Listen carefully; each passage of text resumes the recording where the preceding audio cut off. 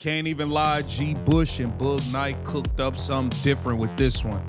Cooked up something different with this one. He'd rather have a less talented guy that saw eye to eye with him rather than having a super talented guy that he had to fit his mindset around to make better. That's who he strikes me as. He's always dumbing it down. He's gonna get you in, indoctrinate you, dumb you down, and then run his stuff. I felt like whatever was going on in that building for so long, it got to that last game, and mentally he was already like, whew, I don't know how I made it, but I made it, and I got to do it one more time. I'll say it's a lot. I'll say all week, I would say I've been like dealing with a lot spiritually, like different battles, that I had to overcome, I just had to overcome. This rookie season for Shedeur Sanders, man. Shout out to Boog Knight. Shout out to my man G Bush. Y'all cooked up something different on this, man. Y'all can go see this full episode on G Bush. Shout out to the barbershop, man. This was a fire episode. All right. The Cleveland Browns 2025-26 season wasn't just another rebuilding year. It was a battlefield. And at the center of it all, Shedeur Sanders, the fifth-round draft pick who walked into a situation so toxic, so deliberately stacked against him, that calling it a quarterback competition feels like calling a rigged casino game fair play. G. Bush and Boog Knight just pulled back the curtain on what really went down in that Cleveland locker room. And let me tell you, this isn't your typical rookie struggle story. This is sabotage. This is the kind of behind-the-scenes chaos that breaks most young quarterbacks before they ever get a real shot.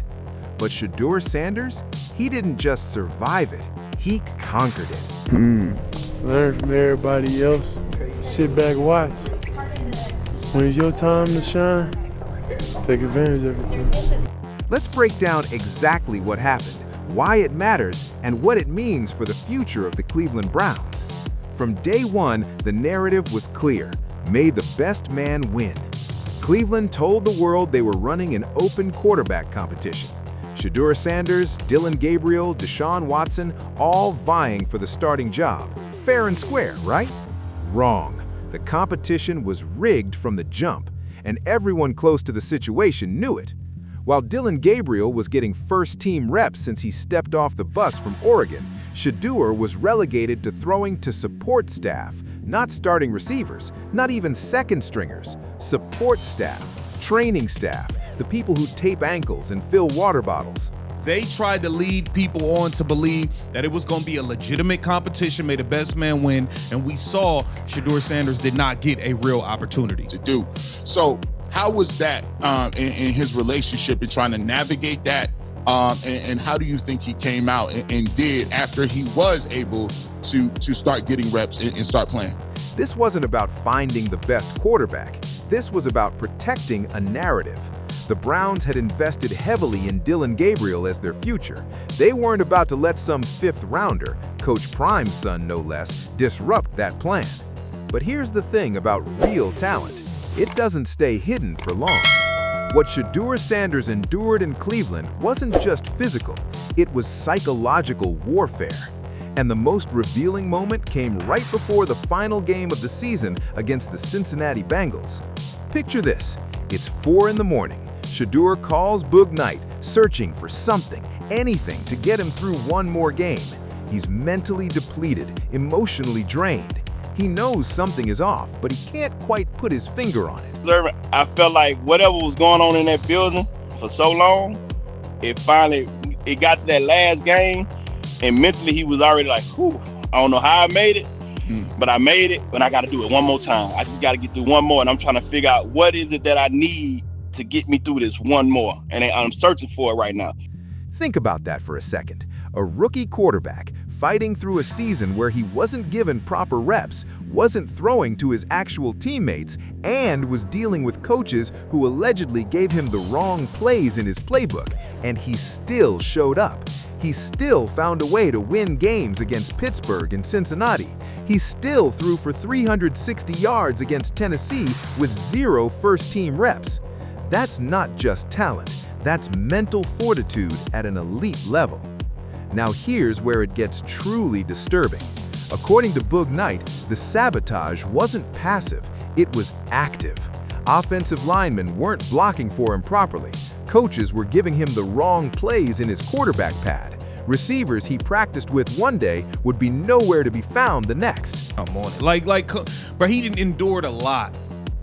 At no point in Dillon Gabriel has never been a better football player than Shedeur Sanders a single day in his life. He had to watch them parade him around like he was better than him. Let that sink in. They gave him the wrong plays. And when things inevitably went sideways, Shedeur took the blame publicly rather than throw anyone under the bus. That's the kind of character and leadership that can't be taught. That's DNA-level composure. And while all this was happening, what was the media doing? Parading Dillon Gabriel around like he was in the same stratosphere as Shedeur Sanders. While Dillon Gabriel was over there getting real reps like he was as good as Shedeur Sanders. Stood tall, man. Stood tall. So whatever it was that I couldn't give him at 4 something that morning, he found it from his brothers on side of him in that locker room at halftime. And let's talk about the elephant in the room, Coach Prime. Deion Sanders watched his son get character assassinated in the media. He watched scouts and analysts question Shedeur's work ethic, his maturity, his readiness for the NFL. All lies, all calculated to push his draft stock down. And when Shedeur finally got his shot and proved every doubter wrong, when he started winning games and showing flashes of brilliance, the same people went silent. No apologies, no corrections, just crickets. For Shedeur Sanders, man, shout out to Boog Knight. Shout out to my man G Bush. Y'all cooked up something different on this, man. Y'all can go see this full episode on G Bush. Shout out to the barbershop, man. This was a fire episode. This isn't just about protecting his son. This is about calling out a system that tried to bury a talented black quarterback before he ever got a fair chance. And Prime isn't letting anyone forget it. The trauma of that experience doesn't just disappear. Boog Knight made it clear this family had to live through that in real time. The lies, the disrespect, the systematic undermining of a young man's career. Everybody wants to just forget about it. Like, we didn't have to live that in real time. And that's why I get the feeling like, bro, y'all, like, come on, man, don't do us that. Because at the end of the day, we can never let you forget that. Because the trauma that comes from that, we still got to deal with that. But here's where the story gets interesting. Despite everything, despite the sabotage, the mental warfare, the lack of proper preparation, Shedeur Sanders still found a way to succeed.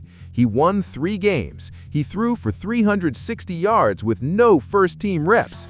He showed poise, accuracy, and leadership under impossible circumstances. And now, with Todd Monken as the new offensive coordinator, everything has changed.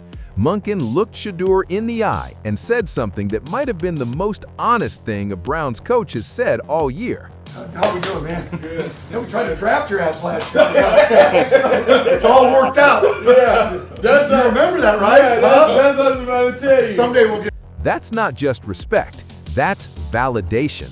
That's an NFL coach admitting what everyone with eyes already knew. Shedeur Sanders should have been drafted way higher, and the only reason he wasn't is because people chose to believe lies instead of watching the tape. Let's address the elephant in the room, Shedeur's fans. Critics love to call them a cult. They love to dismiss the support as blind fanaticism.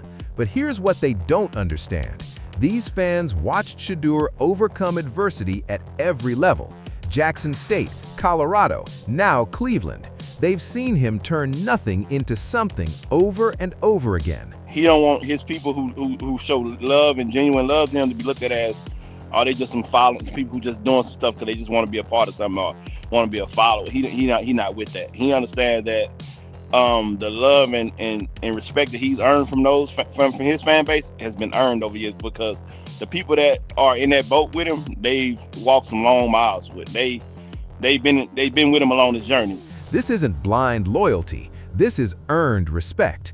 And when you try to tear down someone they believe in with provable lies, they're going to defend him. That's not a cult. That's called having someone's back.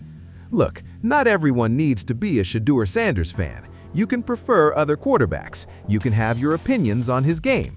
That's fine. That's sports. But what you can't do is deny what happened in Cleveland. You can't pretend the competition was fair. You can't act like he got the same opportunities as everyone else. And you definitely can't ignore the results. 3 wins, 360 yards with no preparation, respect from his teammates. Myles Garrett himself said Shedeur is going to get first service in the quarterback competition moving forward. That's not pandering. That's an all-pro defensive end recognizing real talent when he sees it. The Browns have a decision to make.